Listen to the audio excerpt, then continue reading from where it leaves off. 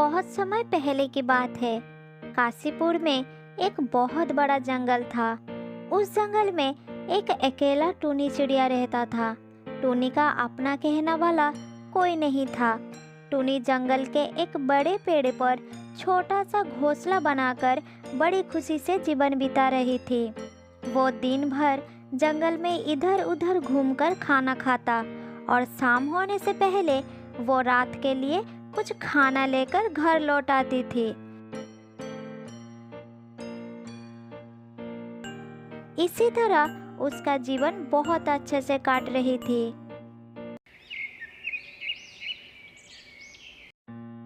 एक दिन कहीं से एक कौवा उड़ता हुआ टूनी के पास आया और टूनी के घोंसले के पास बैठ गया और टूनी से पूछा, क्या मैं इधर बैठ सकता हो? तुम्हें कोई परेशानी तो नहीं होगी ना? हाँ हाँ, बिल्कुल बैठ सकते हो। मुझे कोई दिक्कत नहीं होगी। इस पेड़ को अपना ही पेड़ समझो। क्या तुम इस घर में अकेली रहती हो? तुम्हारा परिवार परिजन या अपना कोई दोस्त यहाँ नहीं है? हाँ, मैं इस घर में अकेली रहती हूँ। मेरा कोई दोस्त या परिवार परिजन यहाँ नहीं है। मैंने तुम्हें आज पहली बार यहाँ देख रही हूँ। क्या तुम इस जंगल में नए आए हो? हाँ, मैं आज पहली बार इस जंगल में आया हूँ, इसलिए यहाँ मेरा कोई दोस्त नहीं है। मैंने तुम्हें दूर से अकेला बैठा देखा, तो इसीलिए तुम्हारे पास आ गया। कौवा अपनी मीठी मीठी बातों से टूनी का दिल जीत लेता है। इसी तरह टूनी और कौवा अच्छे दोस्त बन जाते हैं। टूनी अपने घर में अकेला रहता था और इस जंगल में उसका अपना कोई नहीं था। इसीलिए कौवा जैसा दोस्त पाकर बहुत खुश हो जाती है।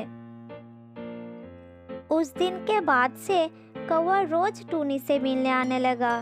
दोनों बैठे बैठे ढेर सारी बातें करते और एक दूसरे के साथ समय बिताते। कई बार वो भोजन के खोज में भी साथ साथ जाते थे। एक दिन टूनी और कौवा भोजन के खोज में जंगल के बाहर जाते हैं। उड़ते उड़ते दोनों एक गांव में पहुंचते हैं। वहां एक घर के आंगन के चटाई में कुछ कटा हुआ आम सूख रही थी। जब कौवे की नजर सूखा आम पर पड़ी, तब वो टूनी से बोला, देखो देखो, उस चटाई पर बहुत सारा आम है। मुझे आम बहुत पसंद है। चलो दोस्त, आम का स्वाद लेते हैं। लेकिन अगर हमें किसी ने देख लिया तो हम मुसीबत में पड़ जाएंगे। अरे कुछ नहीं होगा, चलो मेरे साथ। ये कहकर दोनों नीचे आ गए और चटाई के पास बैठ गए। तब टूनी बोली, मुझे भी आम बहुत पसंद है। चलो एक प्रतियोगिता करते हैं। देखते हैं कौन ज्यादा आम खा पाता है। ठीक है, बहुत मजा आएगा, लेकिन जो जीतेगा वो दूसरे को खा जाएगा। कौवा प्रतियोगिता के लिए तैयार हो गया। टूनी ने सोचा कि कौवा मजा कर रहा है, क्या कभी कोई अपने दोस्त को खा सकता है? ये सब सोचकर टूनी प्रतियोगिता के लिए राजी हो जाती है। दोनों ने आम खाना शुरू कर दिया। टूनी ईमानदारी के साथ इस प्रतियोगिता कर रही थी, इसीलिए ईमानदारी से आम खा रही थी। लेकिन कौवा टूनी से नज़र बचाकर बेईमानी करने लगा। वो कुछ आम तो खाता, लेकिन कुछ पास के झाड़ियों में फेंक रहा था। इस बेईमानी के कारण कौवा जीत गया। जीत की खुशी से वो चिल्लाने लगा, मैं जीत गया, मैं जीत गया। अब मैं तुम्हें खा जाऊंगा। शर्त के मुताबिक जो भी जीतेगा वो दूसरे को खा जाएगा। इसीलिए मैं अब तुम्हें खाऊंगा। तुम मेरा भोजन बनने के लिए तैयार हो जाओ। कौवे की बात सुनकर टूनी बहुत दुखी हो गई। वो तो कौवे को अपना दोस्त समझती थी, लेकिन कौवे ने अपना असली रंग दिखा दिया था। कौवा टूनी को खाने के लिए उतावला होने लगा। तब टूनी बोली, ठीक है, मैं शर्त हार गई। तुम मुझे खा सकती हो, लेकिन मुझे खाने से पहले अपना चोंच धोकर आओ। पता नहीं तुम क्या क्या खाती हो, इसलिए तुम्हारी चोंच बहुत गंदी रहती है। कौवा टूनी के बात मान गया और उड़कर नदी के तलाश में चला गया। थोड़ी दूर जाने के बाद उसे एक नदी दिखाई दिया और कौवा नदी के किनारे जाकर एक पत्थर पर बैठ गया। फिर नदी से अपने चोंच धोने के लिए पानी मांगा। हे नदी, मैं अपनी चोंच धोने के लिए आपके पास आया हूँ। क्या आप मुझे मेरी चोंच आपके पानी से धोने की इजाजत दोगी? लेकिन तुम अपने चोंच को नदी के पानी से क्यों धोना चाहते हो? तब कौवा नदी को झूठ बोल देता है। दरअसल मेरे एक दोस्त ने मुझसे कहा है कि मेरे चोंच बहुत गंदा हो गया है। इसे नदी के पानी से धोने के बाद बिल्कुल साफ हो जाएगा। इसीलिए नदी के जल में अपनी चोंच धोने के लिए आया हूँ। ठीक है, मैं तुम्हें अपना पानी देने के लिए तैयार हूँ, लेकिन तुम अपने गंदे चोंच मेरी पानी में नहीं डुबा पाओगे। पहले तुम एक मटका लेकर आओ, उसमें जितना चाहो उतना पानी ले लेना। ये सुनकर कौवा वहां से चला गया और उड़कर कुम्हार के घर के पास पहुंच गया और उससे मटका बनाने को कहा। कुम्हार भाई, मुझे पानी रखने के लिए एक मटका बना दीजिए। मैं तुम्हारे लिए मटका बना दूंगा, लेकिन उसके लिए मुझे मिट्टी की आवश्यकता होगी। अभी मेरे पास मिट्टी नहीं है, तुम मुझे थोड़ी मिट्टी ला कर दो। ठीक है, मैं मिट्टी लाती हूँ, लेकिन मटका बनाने वाला मिट्टी कहाँ पर मिलेगा, थोड़ा बताओगे? तुम सीधा पूर्व दिशा की ओर चले जाओ। उधर एक गाजर के खेत के पास तुम्हें मटका बनाने वाला मिट्टी मिल जाएगा। कौवा सीधा पूर्व दिशा की ओर चला गया। थोड़ी दूर जाने के बाद उसे गाजर का खेत दिखाई दिया। कौवा खेत के पास पहुंचा और मिट्टी खोदने लगा। तब धरती उसे बोली, पूरी दुनिया जानती है कि तुम कूड़ा और गंदगी खाते हो, इसलिए मैं तुम्हें अनुमति नहीं दूंगी कि तुम मेरी मिट्टी पर अपनी चोंच मारो। इसलिए यदि तुम्हें मिट्टी चाहिए तो तुम कुदाल लेकर आओ। धरती की बात सुनकर कौवा लोहार के पास गया और उससे बोला, लोहार भाई, मुझे एक कुदाल की बहुत जरूरत है। तुम मेरे लिए एक कुदाल बना दो। यदि तुम्हें कुदाल चाहिए तो मुझे आग लाकर देना होगा। मेरे पास लोहे को पिघलाने की आग नहीं है। लोहार की बात सुनकर कौवा दुखी होकर वहां से चला गया। आग ढूंढते ढूंढते वो एक किसान के घर पहुंचा, जहां किसान की पत्नी खाना बना रही थी।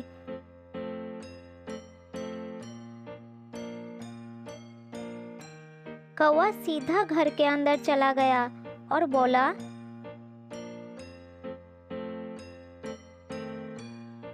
माँ जी, मुझे आग की जरूरत है। क्या आप मुझे थोड़ा आग देंगे? आग तो मैं तुम्हें दे दूंगा, लेकिन तुम इसे कैसे लोगे? आप जलती हुई लकड़ी का एक टुकड़ा मेरे चोंच पर दे दीजिए, मैं इसे ले सकता हूँ। किसान के पत्नी ने चूल्हे से जलती हुई एक लकड़ी निकालकर कौवे की चोंच पर रख दी और तुरंत आग की लपट उसके पंखों तक पहुंच गए और कुछ ही देर में कौवा जलकर भस्म हो गया। इस प्रकार अपने मित्र से छल करने वाले कपटी कौवे के अंत हो गए। बहुत समय पहले की बात है। जयपुर के जंगल में मोर का एक जोड़ा रहता था। मोरनी अंडे देने के लिए सुरक्षित जगह की तलाश में थी। सुरक्षित जगह की तलाश करते करते दोनों जंगल से बाहर आ जाते हैं। थोड़ी दूर जाने के बाद उन्हें एक बड़ा सा पेड़ दिखाई देता है, जिसे वो अपना घोंसला बनाने के लिए उपयुक्त मानते हैं। देखो, वहाँ पर एक झाड़ी है, आसपास छोटे छोटे पत्थर है। मुझे ऐसा लगता है कि अंडे देने के लिए सही जगह है वो। चलो देख लेते हैं, करीब से स्थिति ज्यादा समझ में आएगी। हमें अपने अंडों के बाद बच्चे की सुरक्षा भी देखना होगा। यहाँ खेतों में तरह तरह के कीड़े भी बड़ी आसानी से मिल जाते हैं। चलो पास से अपने होने वाले घर का नज़ारा देख लेते हैं। चलते चलते दोनों झाड़ी के पास पहुंच गए और उस स्थान को देखकर उन्हें पूरा विश्वास हो गया कि जगह पूरी तरह से सुरक्षित है। इस तरह कुछ दिन बीत जाता है।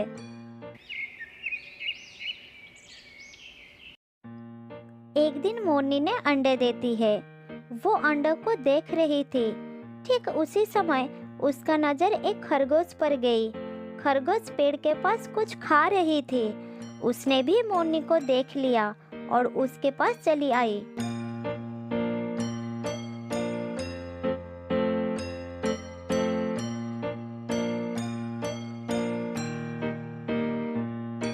मोरनी, कितना सुंदर हो तुम।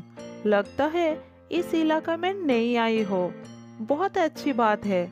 मैं आपकी पड़ोसन हूँ।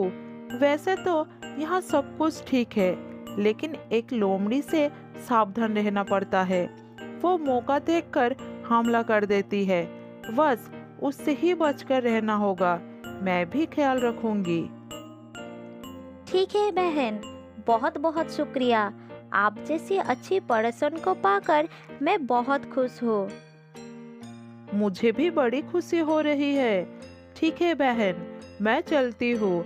अपना ख्याल रखना। खरगोश को सहेली के रूप में पाकर मोरनी को बहुत तसल्ली हो गई। इसी तरह दिन बीतता गया।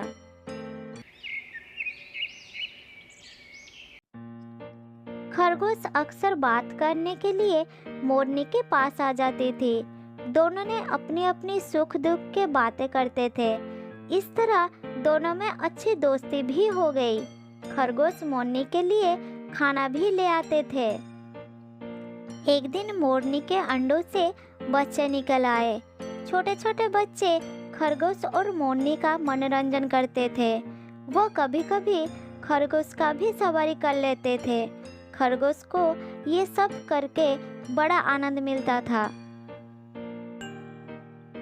इस छोटू ने तो मुझे घोड़ा ही समझ लिया है। जब देखता है सवारी कर लेता है। सवारी तो ये मुझ पर भी कर लेता है, लेकिन असली मजा तब आती है जब तुम इसकी घोड़ी बनती हो।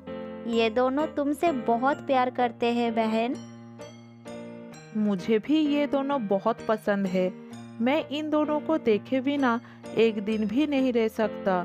इसीलिए मैं हमेशा दौड़े चली आती हूँ। मोरनी के दोनों बच्चे खरगोश से सारे दिन खेलते रहते थे। मोर अब बहुत कम उनके पास आता था। वो बच्चों के पास बहुत कम समय रहता था।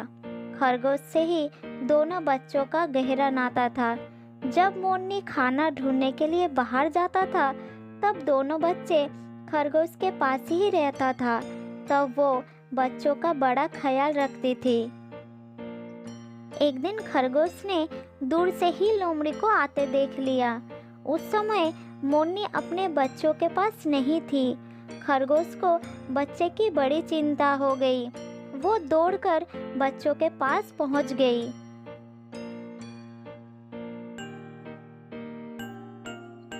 आओ बच्चों, जल्दी से मुझ पर सवार हो जाओ। मजबूती से मुझे पकड़े रहना। मैं तुम्हें सुरक्षित जगह पर ले चलती हूँ। मौसी, क्या कोई खतरा है? बताओ ना मौसी, तुम इतना डरे क्यों हो? बच्चे, इस समय प्रश्न पूछने का समय नहीं है। जल्दी से मेरे ऊपर सवार हो जाओ। हमें जल्दी निकलना है। मोरनी के दोनों बच्चे खरगोश के ऊपर सवार हो गए। खरगोश उन्हें लेकर एक सुरक्षित स्थान पर पहुंच गए और वो बाहर खड़ी हो गई। बच्चों, बाहर मत आना। जब खतरा टल जाएगा, मैं तुम्हें बाहर बुला लूंगी। बच्चे छुप गए और खरगोश बाहर खड़ी रही। तब लोमड़ी वहां आ गई।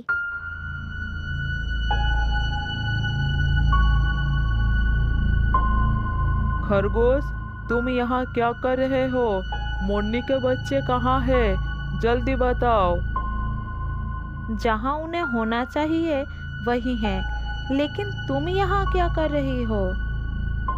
बात मत बनाओ, जल्दी से बताओ, मोरनी के बच्चे कहाँ है? क्या तुम उन दोनों को छुपाया? बच्चे उनके माँ के साथ घूमने गए हैं। तुम्हारा यहाँ आना ही बेकार है।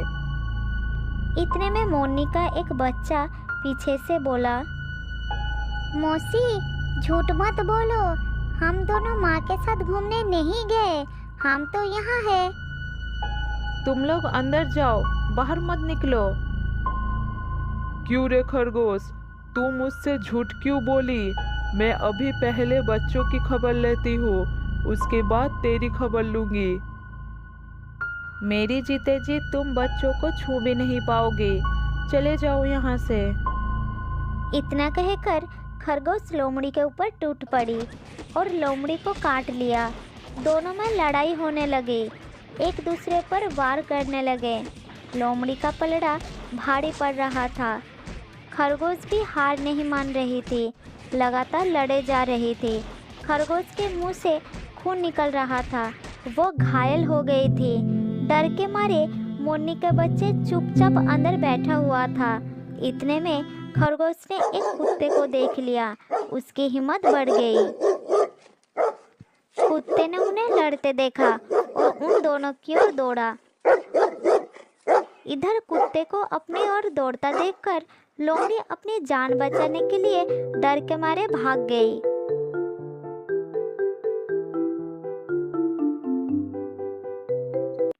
भैया, तुम्हें बहुत बहुत शुक्रिया।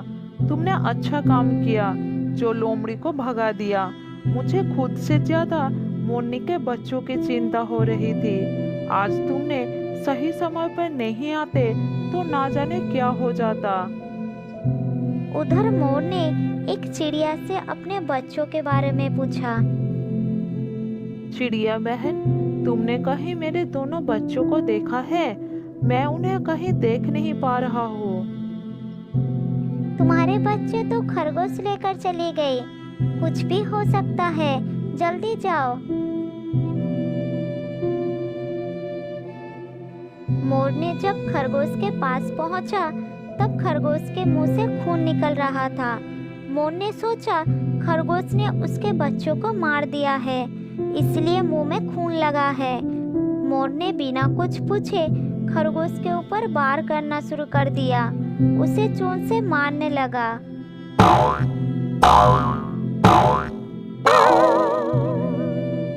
अरे मोर भाई, रुक जाओ, मुझे क्यों मार रहे हो? क्या किया है मैंने? तूने मेरे बच्चों को मारा है, मैं तुझे जिंदा नहीं छोड़ूंगा। मैं भला क्यों मारूंगी? तुम्हारे बच्चे सही सलामत है। बच्चे बाहर आओ।